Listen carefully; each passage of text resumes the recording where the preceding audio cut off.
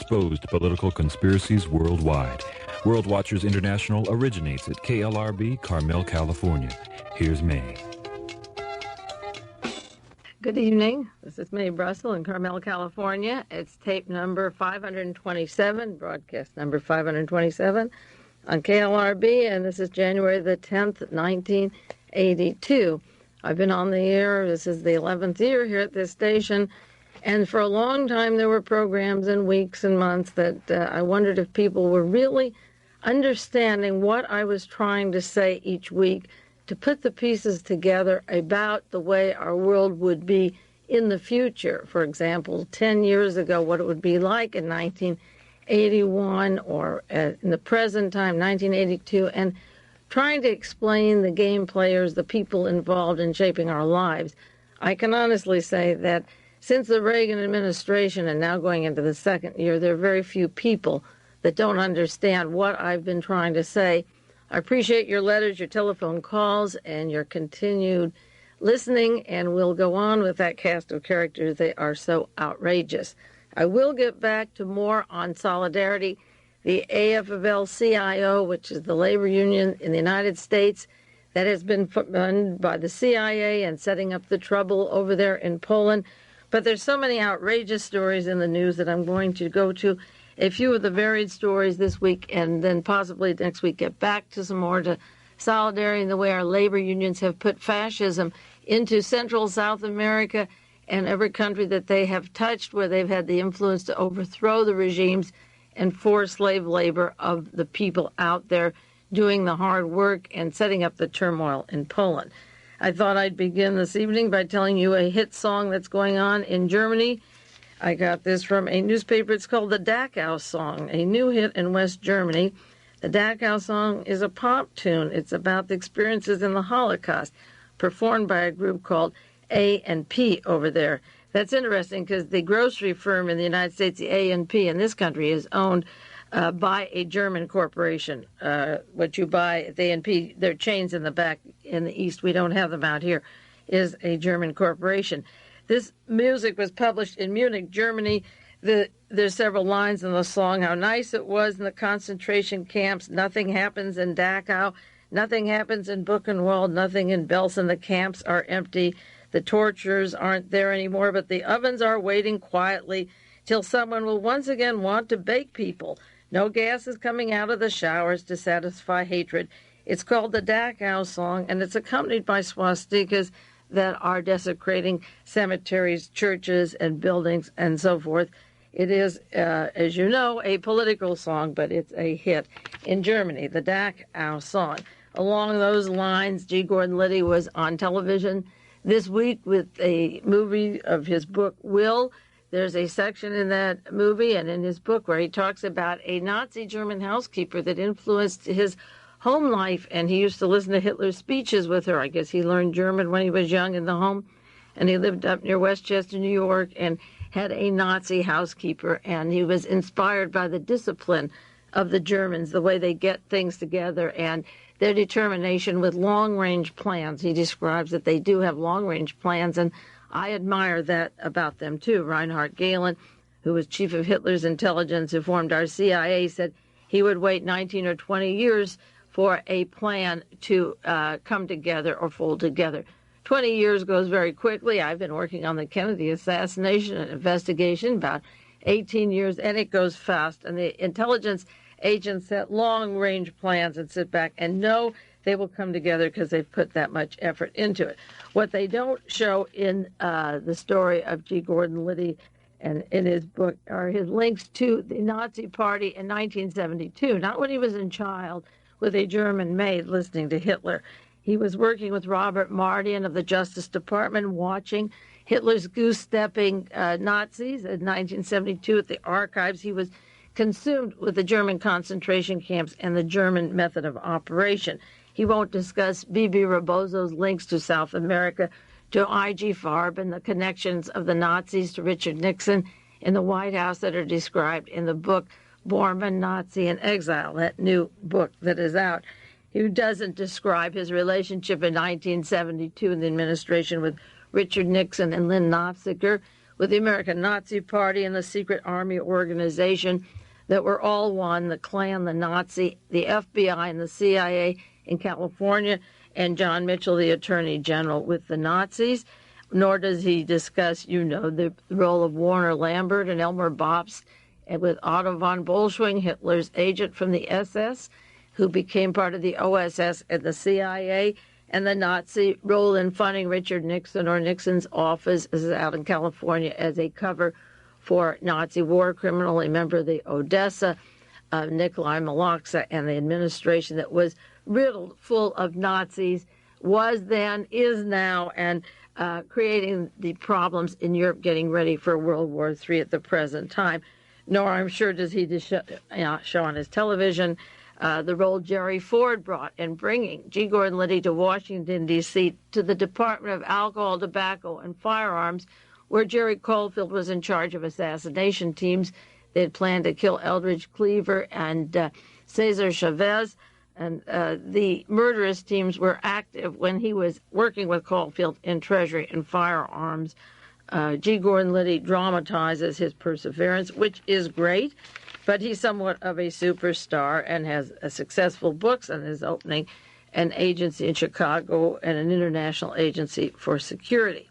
Frank Turple is on television this week. By the time some of you get this broadcast in the East, the program will be over. I'll discuss it, I'll tape it, and discuss it for you next week or in the weeks to come. For local people who are listening tonight, it's Monday night. Frank Turple on KQED from 10 to 11:30. Turple is one part of the conspiracy octopus. The octopus has 8 legs. If we could hold Frank Turple, George Corcola, Samuel Cummings, Robert Vesco, Richard Allen, William Casey, Theodore Shackley, and Edwin Wilson, and hang them up by their heels and torture them as they do with American equipment in Latin America and throughout the world and Middle East, and squeeze them dry, we would have the answer to who was responsible for over 900 deaths in Jonestown, who killed John Kennedy, Robert Kennedy, Martin Luther King, John Paisley, Frank Nugent, and John Lennon. These men, as I say, are part of a large ball of wax that comes together very nicely in terms of the agencies, the fundings, and the associations. And one leg of that octopus is going to be interviewed, and that's Frank Turple. An article out of the Associated Press this week, 3 of 4 Americans look for a new war. This is the Associated Press NBC News poll of 52 to 38 are in favor of the draft, and they accept the fact that we will be involved in a war in the next few years. It was obvious to me when I started studying the assassination of John Kennedy in 1963 and 1964 that if people did not find out who killed John Kennedy, we would be in World War III, because the motive of killing him was just part of a pattern of killing many political leaders in order to silence all those people in opposition to the plans, and those people have been removed by bullets or blackmail, and now we're moving towards that terrible day. And why in the world these mentally sick people want it, I just can't understand. There are 2 problems. One, those people that have this religious fervor for World War III, and the other is the people that sit back and let it happen. I don't know which is worse, but they balance off each other, because giving them that power to decide to make the war and then to be not able to do anything about it is a terrible tragedy. This is a NBC poll. 3 of the 4 Americans look for a new war. An article out of Moscow claiming the CIA spies want a campaign of terror. They accuse the United States of espionage, sabotage, and terror against the Soviet Union, and they are sending agents into the Soviet Union for the purpose of seeking targets that are earmarked by the Pentagon for nuclear strike. This is an accusation over UPI.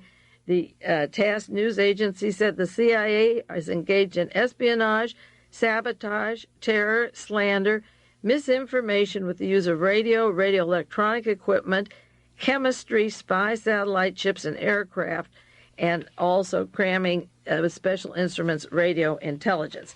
They're accusing us of using chemistry among one of our weapons. We use it at home against our own citizens, the CIA and the Defense Department, not only testing but applying it to us at many, many levels. And one evening I'll do maybe one broadcast on medical experimentations and one on mind experimentations done solely by the federal government. And I don't mean the isolated cases you see in the news media, but constant barrage of experimentations going on. West German Chancellor Schmidt was in the United States this last week. He stayed at Sanibel Island. All of a sudden that takes a new meaning because that's where Fred Fielding of the White House has his apartment, where Richard Allen, now retired from the National Security Agency but on the payroll of the White House, has some vacant apartments and safe houses linked to Robert Vesco, organized crime, and the assassination teams. I'm sure that Sanibel Island has many places to stay, but I just noticed the name with regards to Richard Allen a few weeks ago when I talked about him on the program. Helmut Schmidt stayed there. He had an interview with James Rest of the New York Times, and this is the title of the article: West German Chancellor fears depression more than war. Now that's about where these idiots have their heads. They worry more about losing a buck or making a buck than they do at going to war. War, incidentally, is very profitable. A lot of people make money. They reduce the population. They sell a lot of newspapers.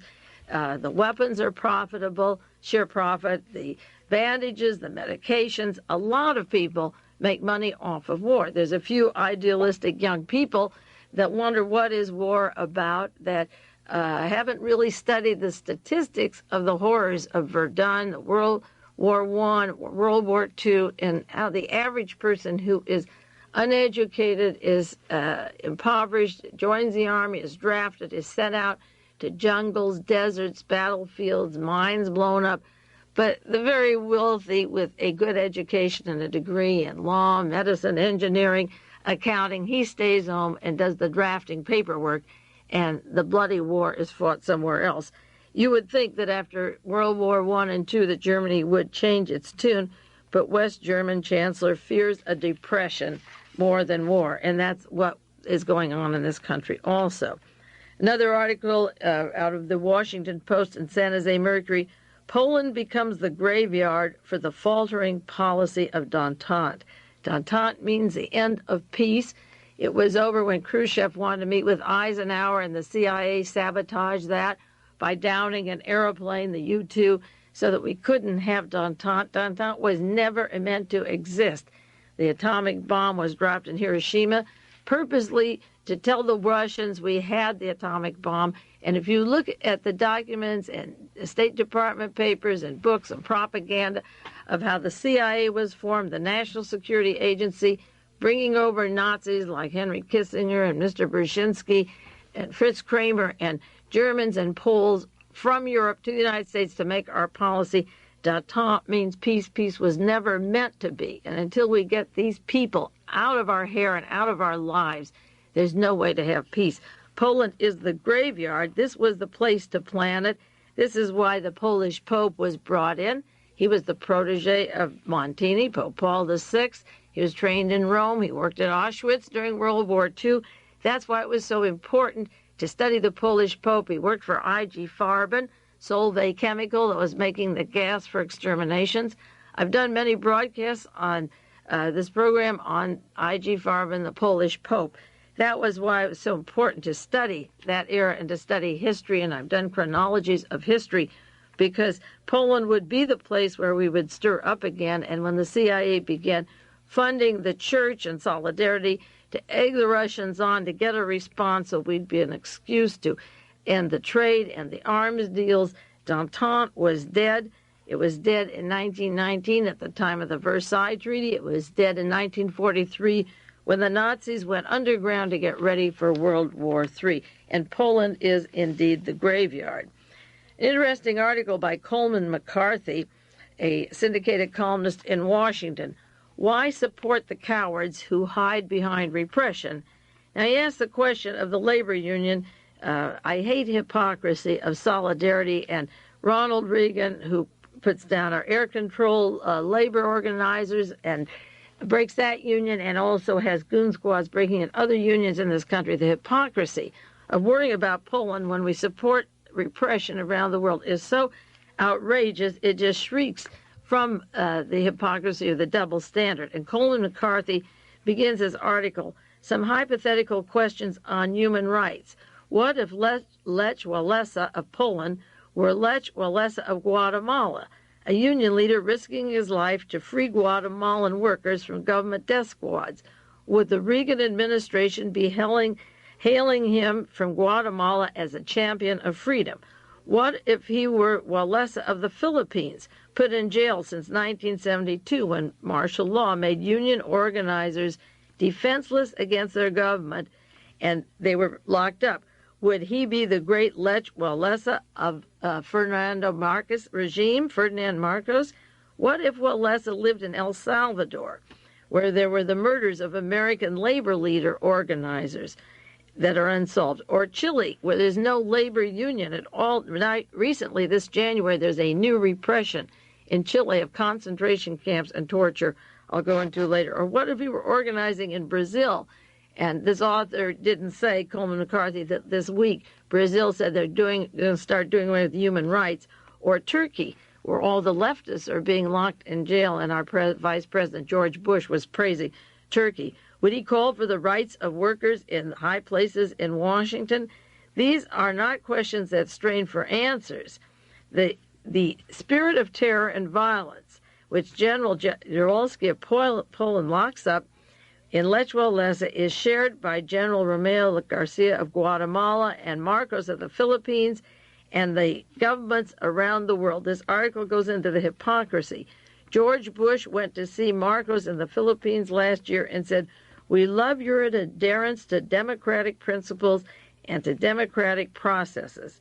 This is a corrupt gangster tyrant, the author says, who Bush toasted, and he also did the same thing in Turkey. It's the same thing Jimmy Carter did to the Shah of Iran with the Savak and the torture team and the racks where, when the Shah was overthrown, arms and legs were around the buildings where they tortured, and people were actually cut apart, or down in Chile where Michael Townley, the CIA, quartered people and shipped them down the river. I don't know if they were cut up alive or afterwards and sent down the river. Our leaders praise these dictatorships to the end. The labor leaders are locked up in places like Chile, Brazil, Turkey, El Salvador, Guatemala, Nicaragua. And this article says, what is going on? How come no General Vernon Walters, the former CIA official, is talking about this? Why doesn't he talk about Guatemala? The Reagan administration, when you ask them about repression, says we want quiet diplomacy. We don't interfere with other people's affairs, such as South Africa tortures, etc. And this article says, what about the quiet diplomacy doesn't apply in Poland? Well, the point is that Poland was selected for our World War III, and that's why we make a big thing about solidarity. There's a cartoon, Salvadorian Solidarity, and the U.S. Advisory Corps there. The United States is training at Fort Benning and in Georgia, North Carolina, some more 1,600 people from El Salvador to go back down there and do bloodbaths and to murder all labor leaders. The hypocrisy of locking up all labor in South America, Brazil, Chile, Argentina, or in Turkey, or in the Philippines, and what is the middle class or the labor union in Saudi Arabia or the Arab countries of Kuwait? Can you imagine what that is? I read today that 20,000 Saudi Arabians are being trained in United States universities. They don't want universities or schools or middle class in their own countries because they have ruling families and slaves. So where is solidarity in all these countries? And what a hypocritical group that are running this country. And the silence, as I say, is as bad as those people doing the actions. It's terrible how many people are silent. But this is a good article by Coleman McCarthy. Another article this week from the UPI finally came out. A friend of mine heard this on shortwave from Moscow and told me about it, but finally it's in print. Solidarity hit list reportedly earmarks communists for death. Now, what happened was that the Soviet Union went into offices of Solidarity that I mentioned. Last week, there were over 400 offices and took lists of people that were trying to overthrow the country. But what they had was a list of members of whole families. The list was to put to death individually or whole families a long list of communists or Russians.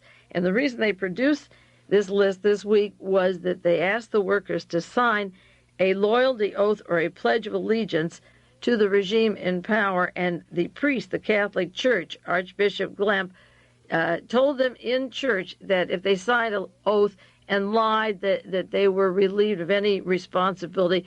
By orders of the church, they could lie. And the reason they were asked to sign this was that there are lists of thousands of people that the Solidarity were going to murder. I mentioned last week that Reagan can't move because of certain blackmail, not only names of Polish people that were in the Iranian embassy that were put together with the shredder by putting pieces of the papers together that had been shredded in the United States Embassy in Iran about Polish agents, but also the Solidarity had the names in Poland of people who were to kill the Russians and the communists. So I mentioned last week why Reagan can't move, and there were articles, Reagan's Paralysis on Poland by Evans and Novak in the Washington Post. Activists feel paralyzed, new suspicions in Poland. Another Washington Post article and a New York Times article saying President will meet with Brezhnev. I feel that he will be forced to do that shortly because the Soviet Union and other countries around the world are publishing information about what the CIA is doing and what they intended to do. Arthur Burke, a planner and negotiator of corporate mergers, had an article in the Los Angeles Times this week, Decaying with the Dinosaurs. The United States economy is decaying. And it's going into the merger case, which I guess you've been reading in the newspapers about the telephone companies and IBM and the oil companies and the steel companies. And this article says that giant mergers are going to stifle this country into stagnation, that they are acquiring each other and they're wiping out the best of young businesses. The companies are being destroyed or weakened. And where you had an industrial future of America where young people we're beginning to set up small companies. They come in and buy those companies and merge, and the bigger companies become a giant, and they're more vulnerable to decay. And this article says that the economy can't control these kinds of mergers because not only do they control more of what you buy and the prices that you have to pay for it, but they do it to silence the smaller people that would oppose their methods who have better and more efficient methods, so that we get squeezed at every end by allowing them all to merge. Small companies sell out and become part of a larger group, and we don't benefit. The brighter minds are wiped out. I want to mention, I think most of you must have read it in the newspaper, but I'll call attention to it because it's not very nice. Thieves stole the tombstone and the cross from the grave of Robert Kennedy. This may or may not mean anything to you, but this is what happened in Nazi Germany with the desecration of the grave. They went over a 6-foot fence and took the tombstone and the cross marking the grave of Robert Kennedy. No suspects, but did they climb the fence or were they inside to begin with? The point is that the grave is gone, and it's just symbolic of another era. John Kennedy's grave wasn't affected, but Robert Kennedy was the one going after organized crime and hitting crime figures more than his brother. And it's a sickness and a sadness, and if it continues, there's nothing still we can do about it. We've become neutralized because those people who denied themselves the privilege of screaming out about the kind of candidates you want, whether it's the League of Women Voters or letters to the editors or politicians coming through or to Congress, we've sat back and watched public figures, labor leaders be murdered, newspaper people, and the brightest minds are gone. And now we're left without leaders or without a voice, and it doesn't matter whether they take Robert Kennedy's grave or 20 other markers with it. There is no organization or group that has the muscle to even speak up and say, we've had enough. Until they get back to the Reinhardt, Galen, G. Gordon, Liddy, Frank Turple connections, those monsters that I mentioned, until you get to the roots of these people, none of these problems can be solved because they all work together. There's a trial going on in Atlanta, Georgia, of Wayne Williams, charged with killing 2 victims there. There were more than 28 young blacks that were killed, and this trial is going on now. The first prosecution information was presented this week, and the Los Angeles Times covered the bodies probably came off the bridge where the suspect in Atlanta was found. Probably is about it, and it'll be interesting to see how the trial goes. I got a letter from a woman up in the Santa Cruz area regarding the Atlanta case. I transferred the information that she gave to me to the proper authorities that I mentioned to her on the telephone. I don't want to be too specific on the air, but I did forward them, and I want you to know I took care of it. This particular party is working hard to find out who killed those children. She believes that she has information on the case. She went to Atlanta. She went up to North Carolina, where they locked her up for 17 days, put her in confinement, ignored her testimony, and she's desperate to get the truth out. And so I passed on what I could, and we'll see what comes of it, and I'll update it for you. The record of unemployment this week, 8.9 for adult men, 17% for blacks, and it's even higher. That's just for those that go out for jobs. There's many that don't even try. But on the same page with the story on unemployment, there's a warning from Ronald Reagan, sign up or else, youth of draft age warned. That's the way it reads. The San Francisco Examiner, sign up or else.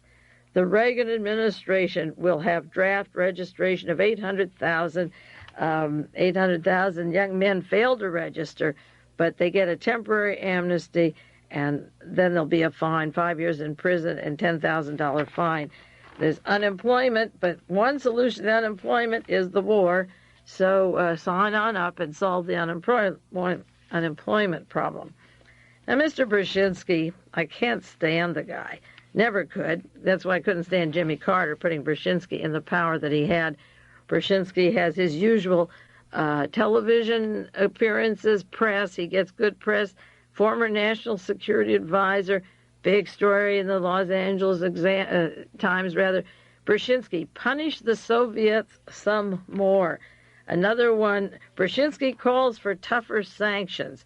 He suggests the voiding of the Yalta Pact. Can you imagine that man coming over here from Europe, egging us on to World War III ever since he's been at Columbia University, pumping out people with anti-Soviet feelings, never a gesture to get along, never a gesture to understand what is going on in the minds of the Soviets under the Tsar or afterwards, pushing us to the level of let's reject the World War II Yalta Agreement that carved Europe into Eastern and Western spheres of influence. I don't think Yalta is going to be negated. I don't think the Yalta Pact is going to be rejected. I think the Soviet Union has a little more interest in this affair, and I don't know what gives Brzezinski and Kissinger the right. Maybe he should say, go back to Poland and say those things and live in Poland. If there were a war, he'd still be here running around in his limousine and Air Force One airplanes or whatever he uses and making a pile of money and a media freak being photographed, lecturing and speaking. Why don't we send Kissinger and Brzezinski back to Germany and Poland and put them where the neutron bombs are going to drop on their heads? I'm so tired of looking at them. One of the problems with today's headlines is that these men are war criminals. They should have been hung up on the heels like Mussolini or forced to disappear like some of the Nazis even went underground. But what gives them the right, with no structure of society, of what America is about, to turn 77 countries into military dictatorships, to leave the countries they touched in ruins and shambles, and then advise us on the next step? Look what he did in Iran, in the Middle East, as National Security Advisor under Jimmy Carter, and he's the authority on Europe. Why don't they stay in Europe or go to Europe? Who needs them in America? Before the wars, we didn't have these kind of, before World War II, we didn't have these kind of people running our Congress, running our congressmen, advising them what Americans needed.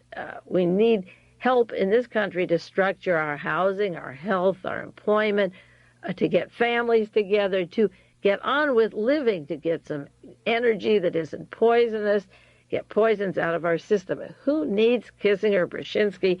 And he wants tougher sanctions. He wants to go after the Soviet Union, dump him over there, get rid of the guy. He's a menace. Get rid of them both, and then let them be grounded in those countries if they love war so much, instead of sending our young people over there to die and then leaving the parents and the grandparents with the debt of $1 trillion for their wars. They're making the profit over it. They don't lose anything over it, and they just mouth it day after day, that hatred. We'll take a 1-minute break and then get on with some more of this terrible news this week. World Watchers International with Mae Brussel. We will return with the second half after a brief pause.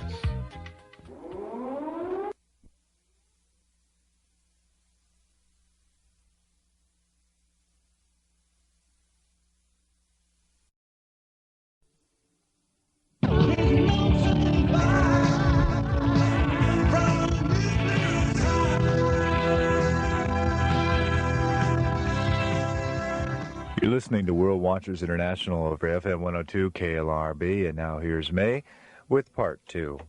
Several weeks ago, December the 20th, I went at great length on this program to detail the headlines of the Libyan hit team crisis because I knew it was a crock of baloney, and I wanted to follow it in chronological order, showing you the sources of information from Wall Street Journal, Washington Post, New York Times, LA Times, just continuously with that garbage that the White House was sending out.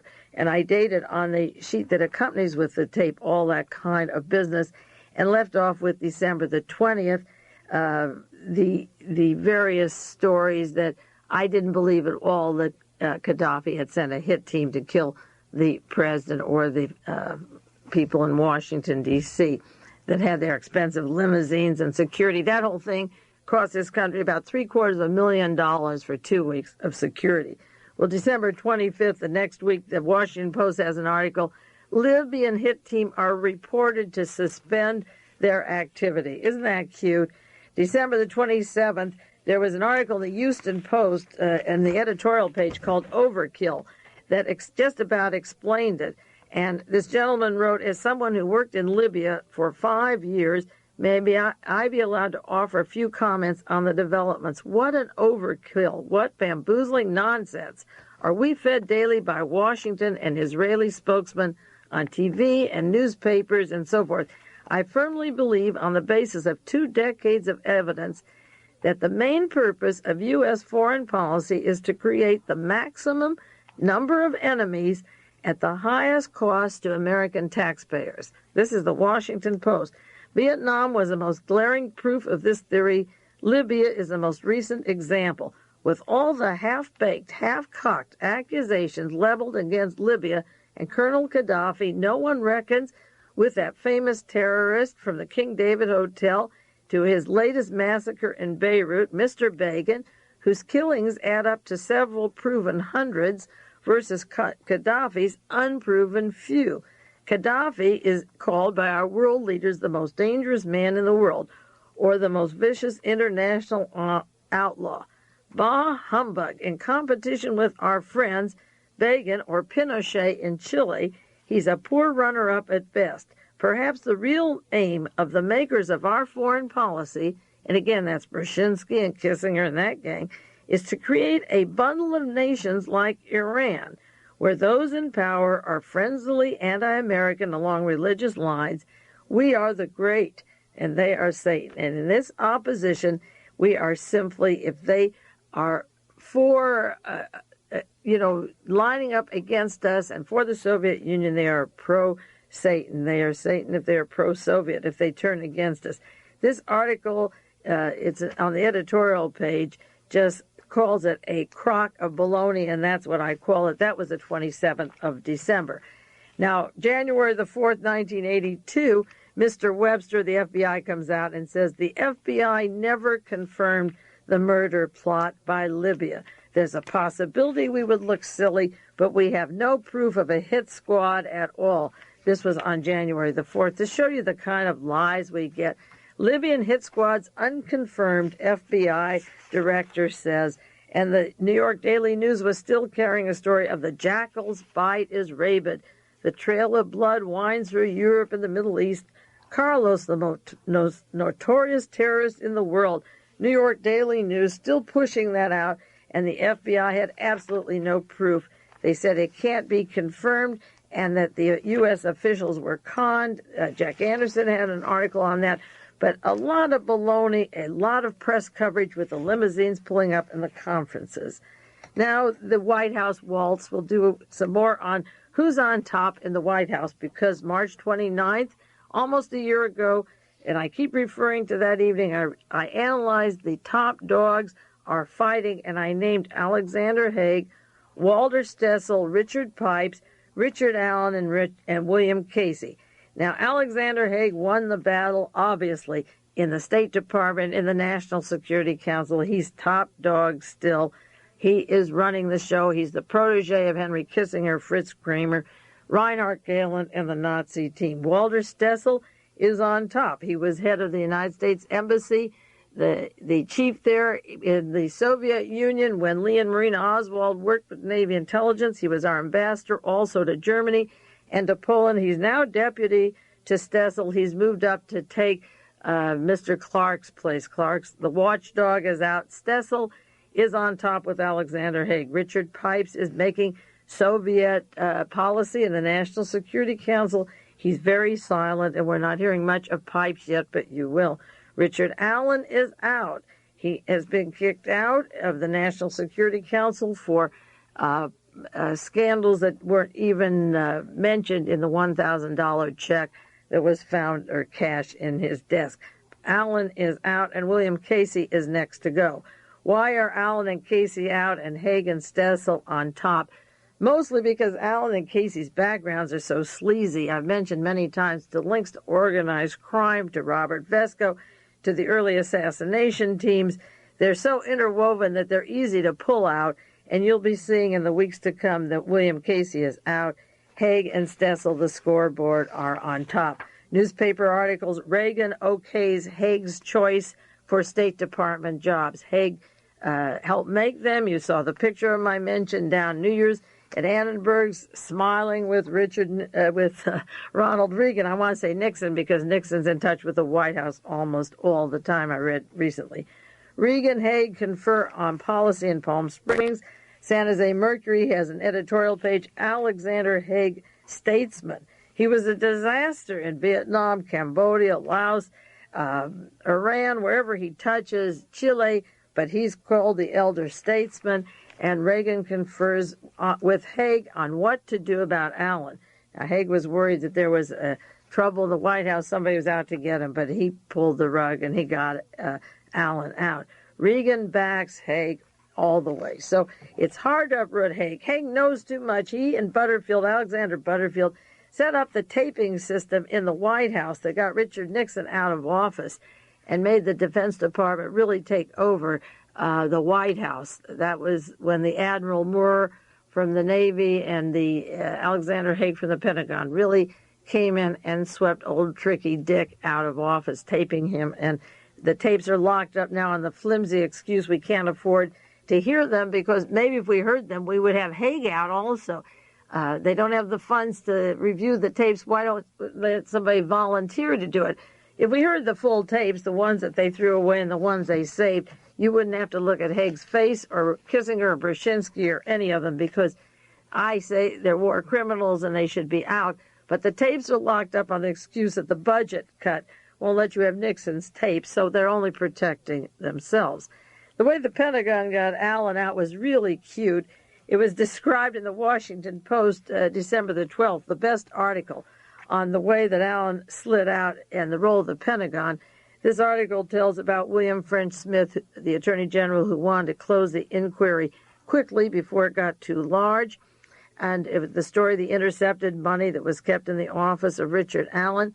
But the chronology went like this. Tom DeCare from the Justice Department announced, "We will continue the investigation even though the Attorney General wanted to close it." The investigation cleared up a lot of problems, but according to the Washington Post, it made more mysteries and created mysteries rather than clearing it up.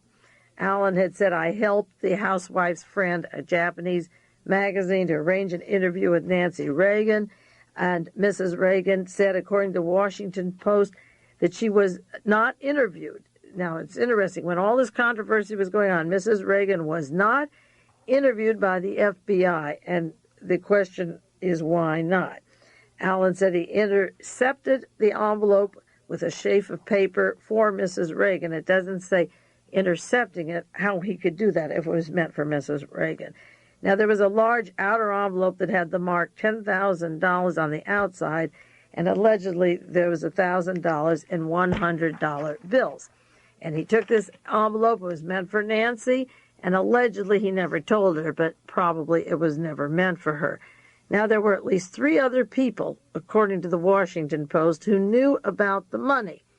It wasn't turned to the Treasury, and it was kept by Richard Allen. Now, the first one, Irene Darras, is Allen's secretary, and she took the blame for failing to turn the money over to the government as the payment for the picture.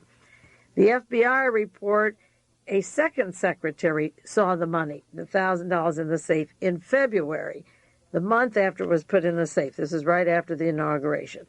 A third secretary notified Richard Allen's secretary it was in the safe, and this woman told her of the contents of the safe and turned it over to Colonel Donald Johnson. Now, that's where the Pentagon and Haig get into this. The third secretary turns it to Colonel Donald Johnson, who was the assistant to the National Security Advisor of Allen. Now, you would think that Allen's advisor would then tell him what's going on, but a colonel from the military, who's the assistant to Allen, gets the envelope, and Colonel Donald Johnson from the National Security Council put it and packages into 2-drawer safe where he left them. Then he leaves the National Security Council. It's in the hands of a colonel, and he leaves the National Security Council in March 81 with his money in a drawer. Now, Colonel Johnson, was he in on the payoff, or what did he know? But he left it in the drawer. Now, the money wasn't discovered until September 15th. It sits in there from March to September. It's been handed over in January, a little envelope that says $10,000 on the outside. They've used the president's wife as excuse when it's discovered. But in the meanwhile, this is sitting in a desk in January. A woman secretary sees it in February. A third person sees it and gives it to a colonel in March. In September, 3 military officers received the money. Not Allen, 3 military, and remember, Alexander Haig is Pentagon military. They go into Allen's office, they see the envelope. In Japanese, it says 100,000, but they say there's only supposed to be 1,000. Now, they turn the envelope and the items over to national security employees, not Richard Allen. And the national security employers took them to Edwin Meese on September the 21st. And Meese turned them over to the FBI on September the 21st and didn't tell Richard Allen. Now, Nancy Reagan allegedly wants Meese out of the White House. I imagine she wants him out of the White House because the whole thing brought her name down. Now, what does she want him out for? Well, they'll give him a job maybe as the Attorney General. You know, he was a prosecutor in Alameda County in California, which is a dumb job. He wasn't well known for it. He's been a behind-the-scenes manipulator for Ronald Reagan. And they don't care what we get. If we get some scum like John Mitchell, I guess we can get any kind of attorney general. It doesn't matter. Just get him out of my hair. Nancy wants Meese out of the White House. And I think she wants him out of the White House is because Meese did not tell Allen. The whole thing could have been hushed the way that they do their payments and under-the-table things. But the point is that the whole thing was handled by the military, by a Colonel Donald Johnson, by 3 military officers, by Meese, and then the FBI, and that was the scandal. So the FBI concentrated on the bribery laws and the prohibition against public officials accepting gifts. They concentrated on that, and they didn't go into detail about the lies that Richard Allen said about selling his firm, Potomac International. He said he sold it in 1978, and it was a mistake. He sold it in 1980. How can you make a lie like that? National Security Advisor making lies like that. He had money into it, $100,000 to $250,000 at the end of 1980, and he said he sold it a long time ago. There was a cartoon in a newspaper a while back of a gentleman sitting at a desk, and there's 3 Japanese women. I might have mentioned it on one of the programs, and the person at the desk is saying, yes, Secretary Haig had 3 Japanese journalists here for an interview. And then somebody on the phone is saying that's the third time this week Allen has tried this. So this is Haig being sent Japanese people for an interview, and Haig is holding on. Allen has tried it. But that was the chain of command. That's how Allen got out, Richard Allen, and Haig was on top. They've had this fight ever since they got into office. There are too many biggies grabbing power in the White House and too many people that have the goods on each other. And that's why it makes an interesting administration, because of their past cover-ups and the way that they're fighting each other. So Alexander Haig, he didn't like Mr. Clark, William Clark, nosing him. Ronald Reagan came right out in the newspaper and various press conferences. He was brought there to be the watchdog on Haig because Ronald Reagan didn't want Haig to have so much power in the State Department. But the watchdog is gone. The bow wow is gone, and Haig is unleashed for all he's worth, with those fangs coming out and trying to go to Europe now to make peace with NATO. Now, Alexander Haig has been a failure, as far as I can see, in American policy, and the way this country is going bankrupt through their ridiculous policies. He was the head of NATO. One of his NATO associates was arrested or under indictment in Italy for working with Licio Gelli to want a fascist Nazi regime in Italy. Haig was head of NATO, and NATO is falling apart. He's trying to get a semblance of cooperation this week in Brussels.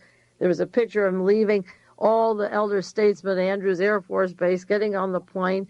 The news accounts of the meeting are that they will have a verbal attack against the Soviet Union, but actually there isn't much they can do.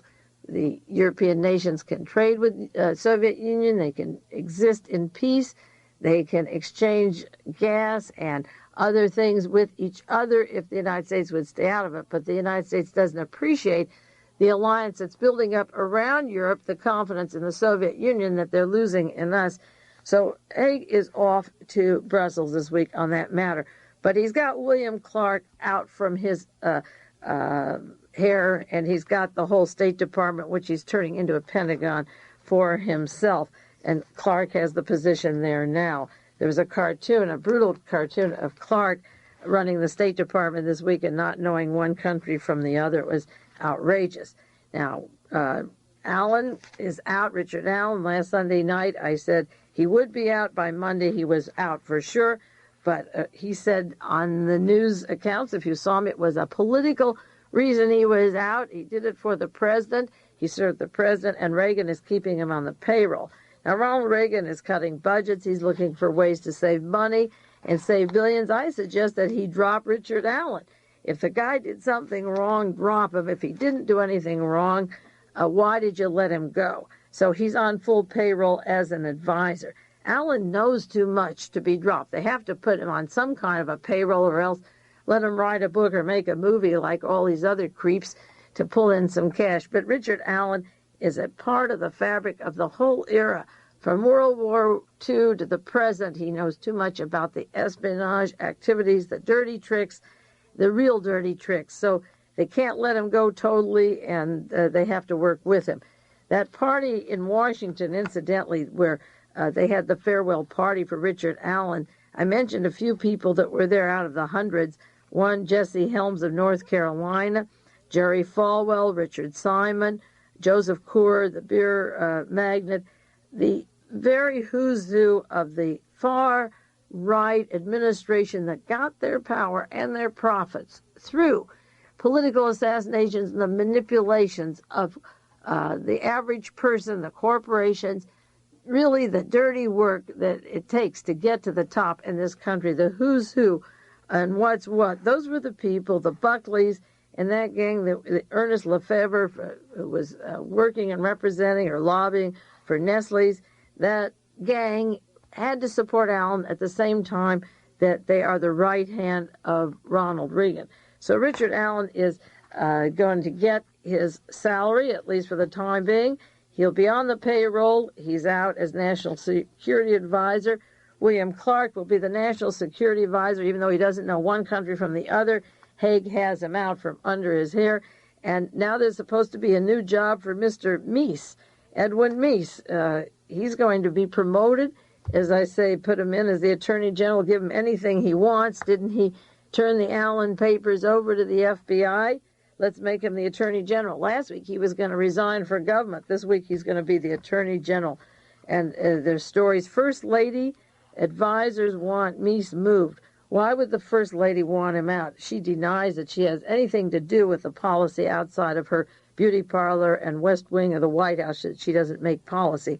But you better believe Nancy Reagan makes policy. And if Allen was smearing the name of Nancy Reagan, or if Meese was involved in that and turned this over and it brought out that scandal, even if it helped Alexander Haig and made that White House shuffle, she and others want Meese out. So, okay, let's let him be the Attorney General. Give the people anything.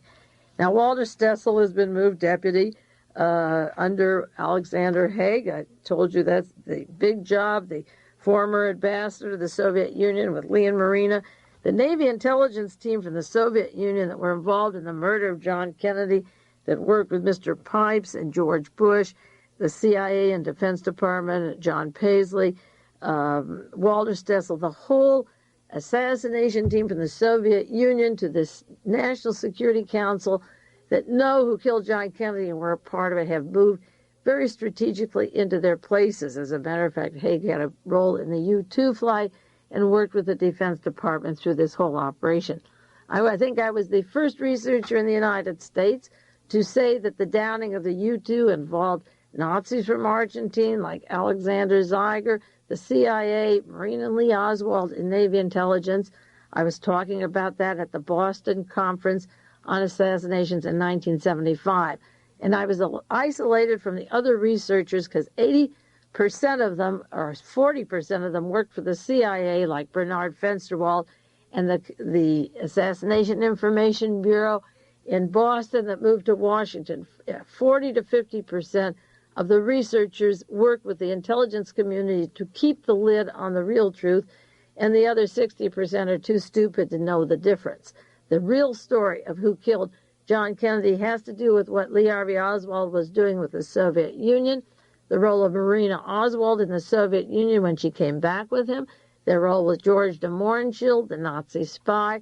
I've been outlining this on various programs and brought details of that to a seminar to the Boston Conference, but that was didn't make any headlines. It wasn't written up by other researchers because it was ignored. It was the number one story of the Kennedy assassination. So what we get today, the price we have to pay for ignoring that, for looking the other direction, for the assassins of John Kennedy, for fingering even the anti-Castro Cubans or organized crime, and not looking to the top, what you end up with is Haig and Walter Stoessel and George Bush and the whole intelligence operation that have been behind these assassinations and have now slid into base, into the White House, the State Department, the National Security Department.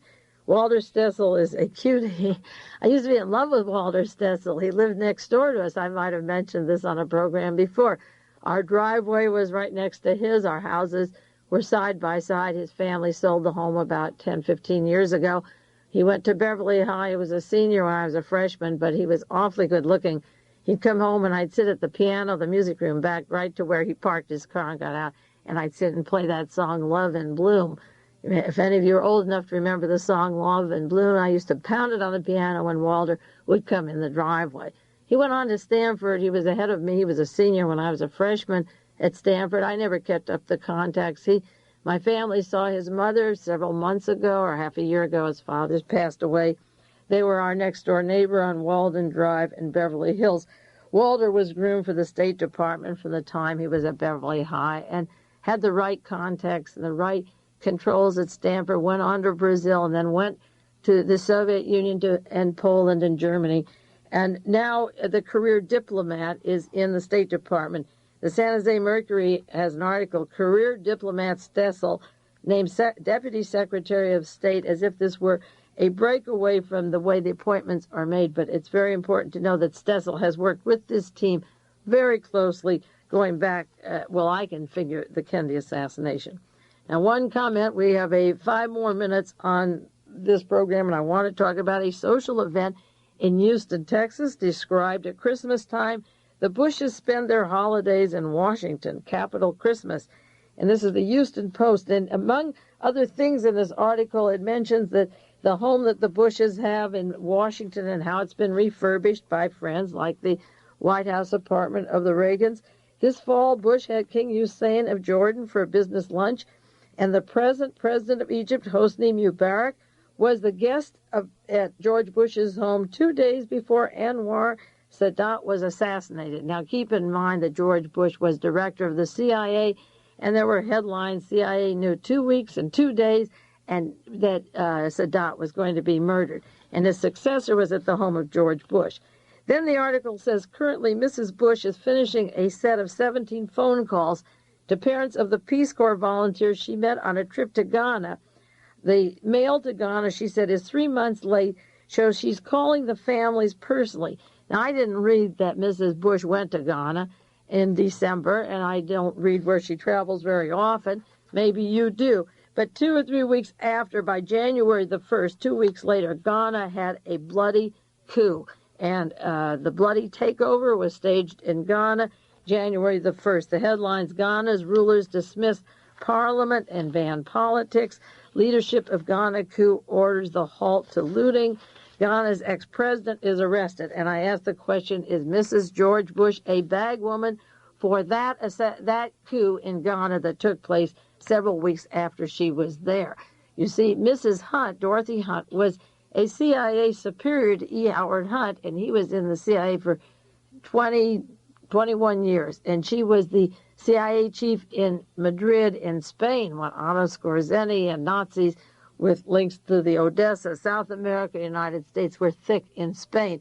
Dorothy Hunt was a bagwoman for the CIA. Frank Turpel's wife was a bagwoman, a makeup woman for the CIA, who was taken to the airport by Rita Jenrette when she fled the country, when her husband was being sought and arrested.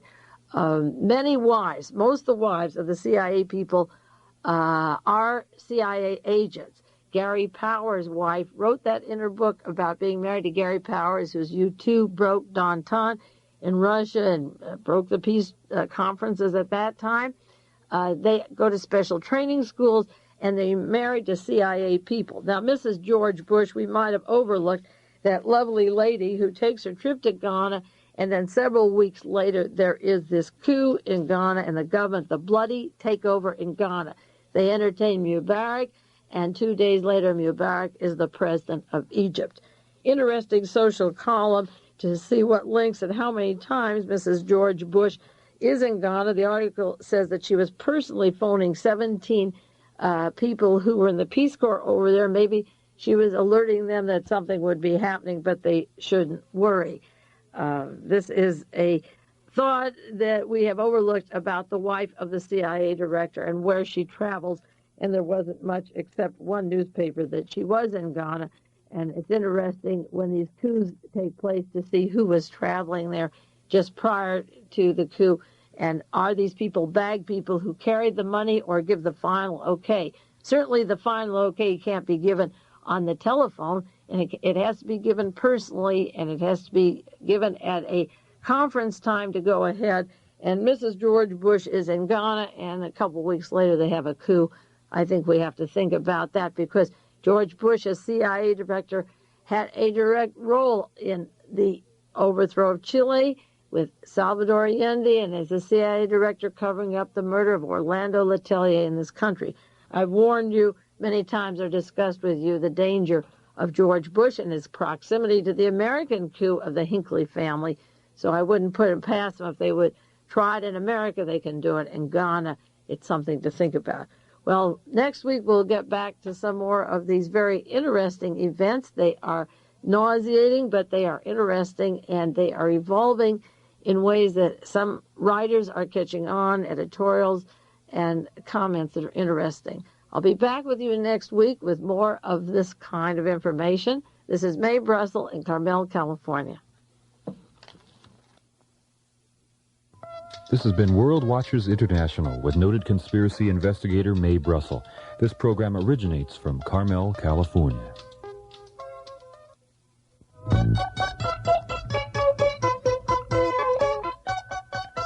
KLRB, Carmel, Monterey.